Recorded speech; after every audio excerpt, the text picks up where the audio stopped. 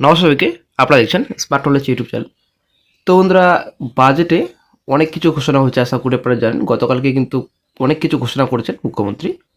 তো চাকরি প্রার্থীর জন্য কি ঘোষণা করেছেন মুখ্যমন্ত্রী, আজকে এই ভিডিওতে আলোচনা করা হবে। লক্ষ্মীর ভাণ্ডার তো বাড়লো, এখানে কিন্তু মহিলাদের একটা খুশির খবর, কিন্তু বেকার যুবক যুবতীদের ভালো খবর নেই। কিন্তু একটা ভালো খবর উঠে আসছে, যুবক ভাতা দেওয়া হবে। ঠিক আছে, তো এর আগের যুবশ্রী প্রকল্প তো অলরেডি আছে, কিন্তু নতুন করে একটা স্কিম তৈরি করতে চলেছেন রাজ্য সরকার। তো 1500 টাকা সবাইকে দেওয়া হবে 21 থেকে 40 বছর যারা রয়েছেন। একটা বড় খবর হচ্ছে সকল জনসাধারণের জন্য, বিশেষ করে যারা 21 থেকে 40-এর মধ্যে রয়েছেন। তো কখন কিভাবে আপনারা আবেদন করবেন, মুখ্যমন্ত্রী কি ঘোষণা করলেন, সম্পূর্ণ তথ্য আপনারা এই ভিডিওতে পাবেন। পরবর্তী পে কমিশন, ডিএ বাড়লো, এখানে আশা, অঙ্গনারী, যুবক ভাতা, তারপর লক্ষ্মীর ভাণ্ডার তো অবশ্যই বাড়লো, সিভিকদের বেতন বাড়লো। বাংলার বাজেটে সম্পূর্ণ তথ্য আজকে এই ভিডিওতে পাবেন। এক ঝলক আপনারা অবশ্যই দেখে নিন, বেশি সময় লাগবে না, কয়েক মিনিটের ভিডিও হবে। অবশ্যই ভিডিওটি শেষ করে দেখুন। চ্যানেল নতুন দর্শক অবশ্যই চ্যানেলটিকে সাবস্ক্রাইব করে দেবেন, সঙ্গে অলসো রাখবেন প্রতিটা যে কোনো সরকারি বেসরকারি সবার আগে চাকরির খবর আপডেট পাওয়ার জন্য। তো লক্ষ্মীর ভাণ্ডার 500 টাকা বাড়লো, মহিলাদের জন্য একটা বরাদ্দ টাকা। তো একটা বড় খবর সকল মহিলাদের জন্য, লক্ষ্মীর ভাণ্ডার 500 টাকা বাড়লো। যারা জেলে রয়েছেন তো 1000 টাকা তো পাচ্ছিলেন, সঙ্গে এখন বর্তমানে 500 টাকা বাড়লো, তো 1500 টাকা এখন পাবেন। যারা তপশিলি জাতি, যারা এসসি এসটি রয়েছেন, অ্যাকচুয়ালি উপজাতি রয়েছেন, তো মহিলাটা পাবেন 1700 টাকা। এর আগে আপনার 1200 টাকা পেতেন, এখন বর্তমানে 1700 টাকা পাবেন। চলতি মাস থেকেই কার্যকর হয়ে যাবে, অ্যাকচুয়ালি নেক্সট মান্থ থেকেই কার্যকর হয়ে যাবে, পরবর্তী মাস থেকে। তো সরকারি কর্মচারীদের ডিএ শতাংশ বাড়ানো হলো, একটা ভালো খবর। যদিও এই বিষয়ে মামলা ছিল, জাজমেন্টে দেওয়া হয়েছে। তো আশা কর্মীদের বেতন বাড়ানো হলো 1000 টাকা। স্বাস্থ্যসাথী প্রকল্পের আওতায় আনা হলো 2,45,00,000 মানুষকে। স্বাস্থ্যসাথী প্রকল্পের আওতায় এবার আনা হলো গিগ কর্মীদেরও।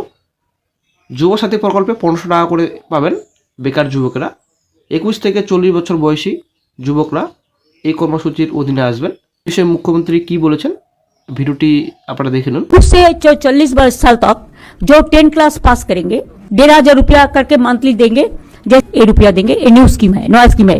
इसमें भी যারা মাধ্যমিক পাস করেছেন কিন্তু চাকরি পাননি এমন যুবকরা পাবেন মাসে 1500 টাকা। এখানে যারা সিভিক গ্রিন পুলিশ রয়েছেন 1000 টাকা বেতন বাড়লো।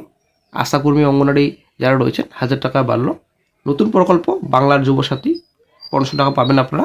আবেদন কিন্তু এখনও স্টার্ট হয়নি বন্ধুরা। তো এই বিষয়ে কিন্তু মুখ্যমন্ত্রী বলেছেন যে আগস্ট মাস থেকে এটা কার্যকর হবে। পরবর্তীতে ক্ষমতায় আসে তাহলে কিন্তু বাংলার যুবসাথী প্রকল্পে আপনারা সুবিধা পাবেন। তারাই কিন্তু কোনো রকম আপনার সুবিধা পাচ্ছেন না, মাসে 1500 টাকা আপনারা পাবেন না। এরপরে যদি ক্ষমতায় আসে রাজ্য সরকার, তাহলে কিন্তু বাংলার যুবসাথী প্রকল্পের আপনার সুবিধা পাবেন মাসে 1500 টাকা। 21 থেকে 40 বছর যারা বয়সে রয়েছেন, তারা মাধ্যমিক পাস করেছেন। তো সরকারি কর্মচারীদের ডিএ এটা তো অলরেডি জাজমেন্ট দেওয়া হয়েছে এমনই। তো পরিকাঠামো বাড়ি পরে কালচারাল সিটি, নতুন শিল্প পার্ক। শিক্ষা বন্ধুদের ভাতা 1000 টাকা বৃদ্ধি। সপ্তম পে কমিশনের ঘোষণা করলো রাজ্য সরকার। 100 দিনের কাজ, কোটি টাকা বরাদ্দ। আশাকর্মীদের 6 মাসের মাতৃত্বকালীন ছুটি।